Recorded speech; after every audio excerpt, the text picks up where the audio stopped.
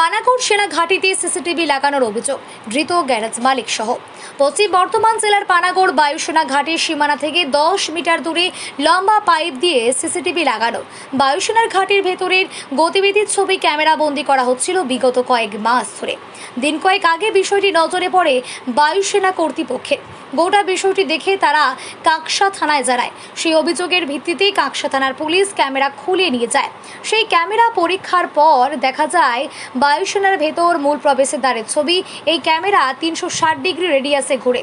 তদন্তে নেমে পুলিশ এই ঘটনায় দুজনকে গ্রেপ্তার করেছে।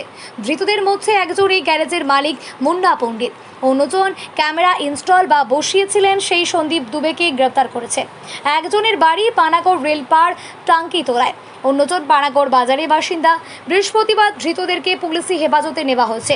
তাদেরকে জিজ্ঞাসাবাদ করতে ও গোটা ঘটনা তদন্তে কাকসা থানায় আসেন Asansol Durgapur police commissioner doctor Pranab Kumar.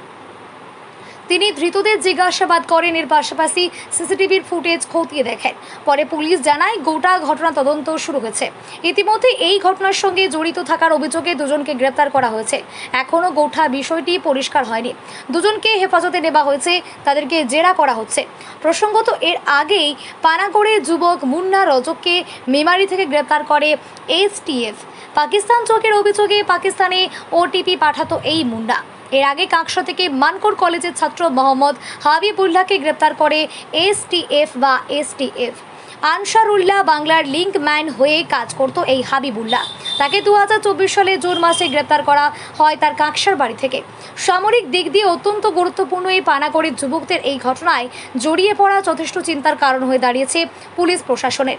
এলাকায় দুই বাসিন্দা মোহাম্মদ সামিম ও আব্দুল হাবিব বলেন, বুধবার পুলিশ এসে গ্যারেজ থেকে সিসিটিভি ক্যামেরা খুলে নিয়ে যায়। ঠিক আছে, ক্যামেরা লাগানো ছিল। ক্যামেরা লাগানো ছিল মানে কিসে? এই পাইপে? হ্যাঁ, পাইপে। এই পাইপে লাগানো ছিল। হ্যাঁ। কবে নিয়ে গেছে ক্যামেরা পুলিশ? ক্যামেরা পরশুদিন খোলা করিয়েছে। হ্যাঁ। আর কালকে ওকে নিয়ে গেছে। কাকে অ্যারেস্ট করেছে? কাকে? ওকে একা না আরেকজন?